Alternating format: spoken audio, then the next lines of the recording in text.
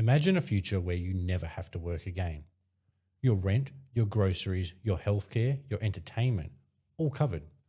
Money just appears in your account every month because the machines are out there grinding for us. That's the sales pitch. If AI and robots take the jobs, we'll just pay everyone a universal basic income. This episode isn't about the worst case.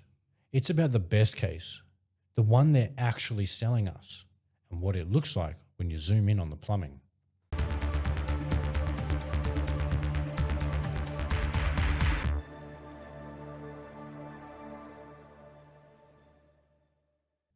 Okay, so let's be generous. Let's imagine they do it. The AI boom works somehow. We get insane productivity. The economy makes so much money from AI and robotics that we can afford to keep everyone alive. Housing, food, healthcare, entertainment, a universal basic income. On paper, it sounds kind of utopian, right? But let's zoom in on that. Your income is no longer a job. It's a payment stream controlled by an infrastructure stack you don't own. It's technically universal, but it's also one toggle away from suspended. We don't like to think of it this way, but in that world, your survival is basically a subscription. It has terms of service. You log in each month to see if the system still considers you in good standing, that you haven't broken any rules, you haven't tripped any unseen filter, you haven't said anything too spicy in the wrong place. The payment isn't a right anymore. It's a permission that can be revoked. And anything that can be revoked will eventually be used as leverage. Wrong social media post, your score dips. Attend a non-accredited protest. Your next payment is under review. Wrong misinformation label on your profile. Your access gets temporarily limited for safety reasons. Nobody has to arrest you. They just limit your survival. Then layer in movement, the 15-minute cities.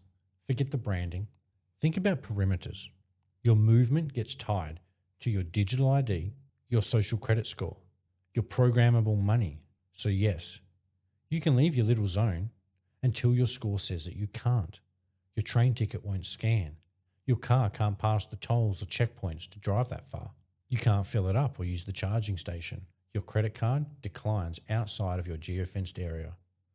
No checkpoint, no guard yelling at you, just a system quietly deciding that today you live inside a smaller map with less access to comforts that you once took for granted. Being a good citizen isn't a moral idea anymore. It's a parameter in a model. Someone nudges the acceptable risk threshold from 0.6 to 0.5, and overnight, millions of people cross an invisible line that they never saw coming. Medical procedures, diet, travel, content, your carbon footprint, they all become toggles in your eligibility profile. Now, imagine trying to push back inside that system. The government does something you don't like. You want to protest, speak out, refuse a mandate. You're not just risking a fine or some angry comments online. You're risking the thing that buys your food next week, that pays your rent. A lot of people will look at that trade and think, yeah, I'll just keep my head down. You don't need to jail millions of people if you can make them jail themselves inside a set of invisible economic boundaries. And the creepy part? A massive number of people seem to lean into it.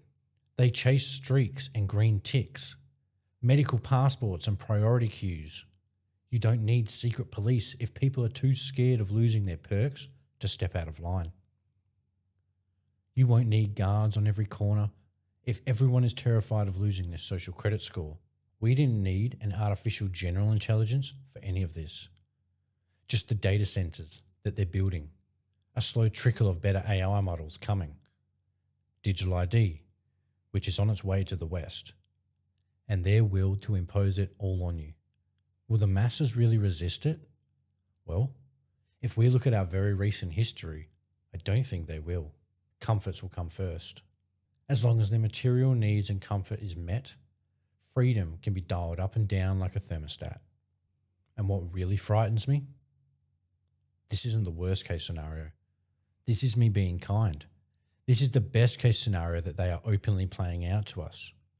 A world of abundance for everyone where no one has to work and we just pay you a universal basic income. Okay, where does a universal basic income actually come from? Let's ask the awkward question. Because in this best case scenario, option 1, you tax the giant tech and compute monopolies that own the robots, the data center, the chips, the models. Option 2, governments just print more money and hope that the real economy doesn't catch fire. But think about how power works. If a handful of corporations and states own the infrastructure that runs everything, do you really see them volunteering to pay 60, 80% tax into a global universal basic income pool? These are the same people whose share prices jump every time they announce another 10,000 layoffs. The same people quietly shaping the rulebook from inside advisory panels, lobby groups, and innovation councils that none of us voted for. You don't have to take over a government if you already write half of its homework. So what happens instead? You get strange hybrids, inflating costs that don't really cover a real life. Corporate basic income tied to brand ecosystems. Welfare systems rebranded with an AI halo. Money or tokens with an expiry date. And this part isn't fantasy. Central banks and academics are actually modeling central bank digital currencies that expire if you don't spend them in time. They may as well be pissing in your face, because an expiry date on your money means all the stuff that they tell you about it being to stop scams, to stop money laundering, about fighting crime. Well, that starts to look a lot less like protection and a lot more like control. In Europe, the ECB is working on a digital euro, a central bank wallet currency they say will have no built-in expiry date and will never be programmable money. On paper, that sounds reassuring. But once you've wired up a digital ID, central bank digital currency wallets, holding limits and conditional payments, it doesn't take much for the next layer to appear.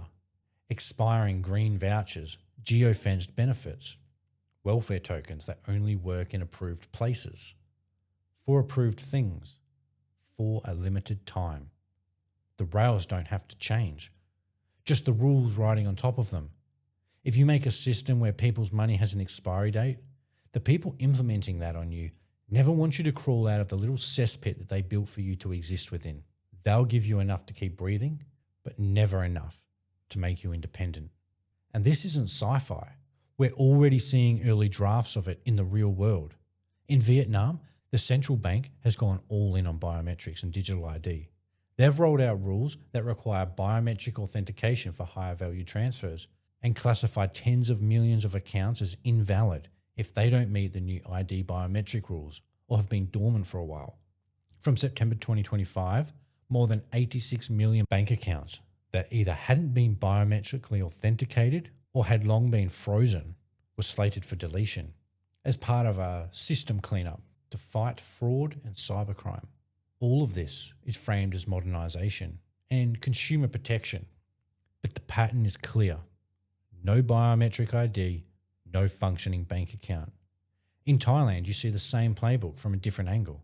Recently, at the end of 2025, the Bank of Thailand led a crackdown on online scams that ended up with around 3 million bank accounts frozen or suspended by hitting a far larger circle of ordinary users, small businesses and expats in the blast radius. Officially, it was all about stopping fraud and money laundering. But in practice, millions of people woke up to find they couldn't move their own money and then had to fight with that system to prove they weren't criminals. Even if some kind of universal basic income does exist someday, you're going to be buying goods and services from the same mega corporations that own the automation. You rent from big landlords, buy food and goods from big corporates, have services delivered by AI and robotics, and they will own all of it. They book the profit, their stock goes up, your government taxes them a bit, and then cycles a fraction of it back down to you as a universal basic income. It's not We tax the rich to help the poor. It's a closed circuit. It's not Robin Hood. It's a circular refund mechanism. They pay you just enough so that you can pay them. You become a line item in someone else's business model. And again, this is me being generous. These are the best scenarios I can see playing out for us. But is a universal basic income even a realistic expectation? Where's the money going to come from? Let's have a very quick breakdown. If you give 20 million people $20,000 per year, which is barely survivable, that's $400 billion a year. Even a poverty line universal basic income eats almost the whole tax base of a rich economy. Not the spare change at the end, the whole thing. We want to take a chunk, the size of the entire current budget, and add it again. In a future where wage tax is falling because humans aren't working as much because of AI and robotics. So less wage income means less tax income.